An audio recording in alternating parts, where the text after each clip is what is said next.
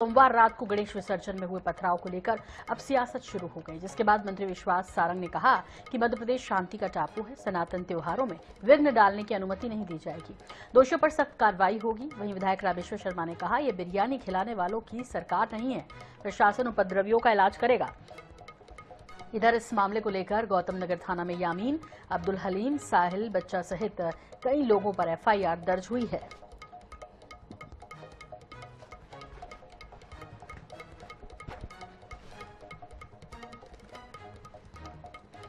तो गणेश विसर्जन के दौरान पथराव का ये मामला है और इसमें शिकायत दर्ज कर ली गई है। आपको बता दें, इस बीच नेताओं के बयान आने का सिलसिला भी शुरू हो गया।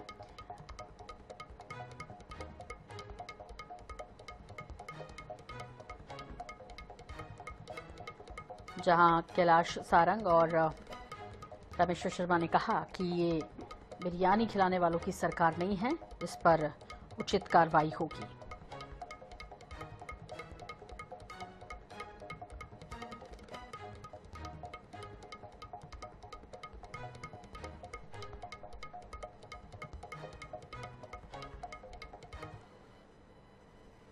तो आपको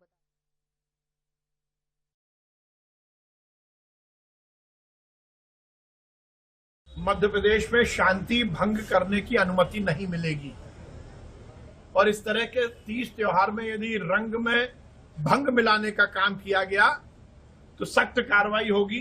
सख्त कार्रवाई हुई है, एफआईआर हुई है और ये नजीर पेश की जाएगी कि इस तरह की हिमाकत कोई ना कर पाए, इस तरह की गलती कोई ना करे। मध्य प्रदेश शांति का टापू है, यहां हर सनातन त्योहार बढ़ चढ़ के मनाया जाएगा और यदि उसमें कोई रोड़े अटकाएगा तो वो कोई भी हो, कैसा भी हो, उसे बख्शा नहीं जाए। कोई चिंता की बात नहीं है, ना कोई सवाल उठने वाला है। अगर कोई भी कंकड़ मारेगा तो उसका प्रतिकार बहुत खतरनाक होगा प्रशासन के द्वारा से। इसलिए मुगालते पालना बंद कर दो।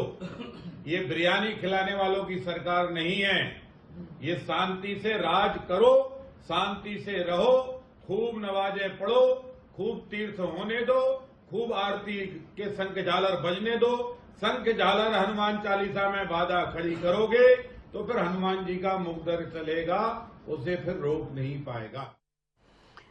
और इस विषय पर और ज्यादा अपडेट के लिए आइए रुख कर लेते हैं हमारे सहयोगी अनुराग मालवीय इस वक्त भोपाल ब्यूरो प्रमुख जुड़ गए हैं हमारे साथ। अनुराग, आपसे समझना चाहेंगे, हालांकि इस पथराव के बाद जिस तरह से प्रतिमाएं भी खंडित हुई थी, माहौल काफी बिगड़ा था, एफआईआर दर्ज कर ली गई है और साथ ही साथ नेताओं की प्रतिक्रियाएं मिलने भी शुरू हो गई है।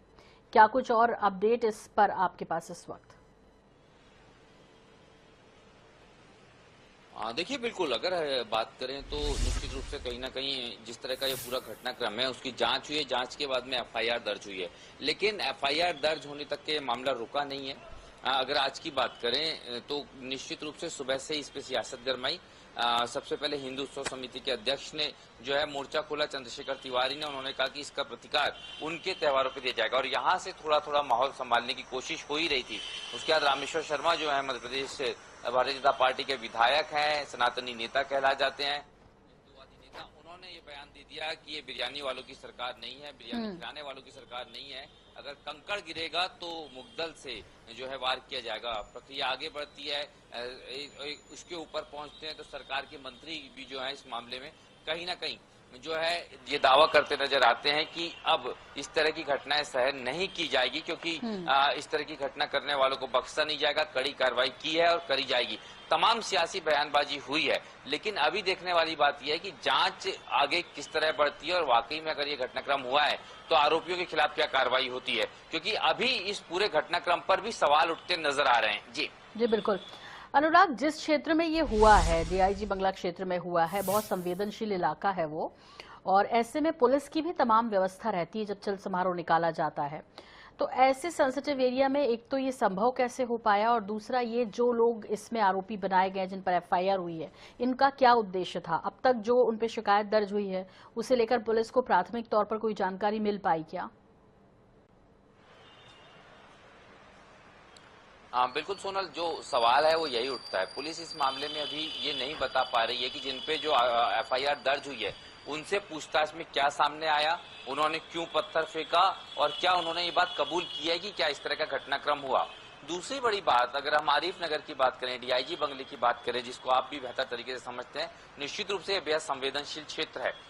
पुलिस का कहना यह है कि वहां पर पुलिस के जो जवान थे वो सिविल ड्रेस में भी मौजूद थे और उनका कहना यह था कि पूरे पुख्ता इंतजाम थे। अभी तक की तो पूरी तरह से पुलिस भी पूरे मन से ये नहीं मान पा रही है कि ये घटना हुई है। तो अभी बड़ी बीच की स्थिति है। जब तक कि पुलिस इस पूरे मामले में जांच पड़ताल और पूछताछ और बयानों का जिक्र करके सामने नहीं आएगी, तब तक के सियासी बयानबाजी तो जारी रहेगी, लेकिन समझ में नहीं आएगा कि वास्तव में हुआ क्या है। चलिए, एक सवाल और आपसे समझना है कि जिस तरह की बयानबाजी आ रही है कि बिरयानी खाने वालों की सरकार नहीं है, पत्थर का जवाब, कंकड़ का जवाब हम जो है मुद्गल से देंगे, इस तरह के जो बयान है वो जो फिजा है भोपाल की उसको खराब कर सकते हैं। इसे लेकर क्या जो जिम्मेदार हैं या जिन्होंने बात कही है उनसे सवाल किया गया कि इसका कोई बुरा असर भी हो सकता है? सेंसिटिव है और अभी तो देखिए पूरे त्योहारों का ही मौसम है अब अगले आने वाले 2 महीने। बिल्कुल, ये बहुत महत्वपूर्ण है। जिस तरह का अगला जो सेशन है, अगर हम बात करें अगले 50 दिनों की, अगले 50 दिनों में सारे बड़े त्योहार आते हैं। खासतौर पे अगर हम बात करें तो नवरात्रि है, नवरात्रि के बाद में अगर हम देखें तो दीपावली है, ये तमाम बड़े त्योहार हैं। दशहरा है, जब जुलूस निकलता है, नवरात्रि में विसर्जन होते हैं। ये पूरे घटनाक्रम ऐसे है जिसमें एक बड़े स्ट्रीट इवेंट्स होते हैं। ऐसे में कोई भी जिम्मेदार हो, किसी भी पार्टी का हो, उसे पॉलिटिकल एजेंडे से बचकर एक बेहद संवेदनशील रुख अपनाना चाहिए और थोड़ी सी कमी कहीं ना कहीं आज के बयानों में इसकी नजर आई है। जी बिल्कुल, बहुत बहुत शुक्रिया इस तमाम जानकारी के लिए आपका। तो गणेश विसर्जन के जुलूस पर यह पथराव हुआ था। हालांकि जो आरोपी हैं उन पर एफआईआर दर्ज की जा चुकी है। इस बीच अब सियासी बयानबाजी भी इस विषय में शुरू हो गई है।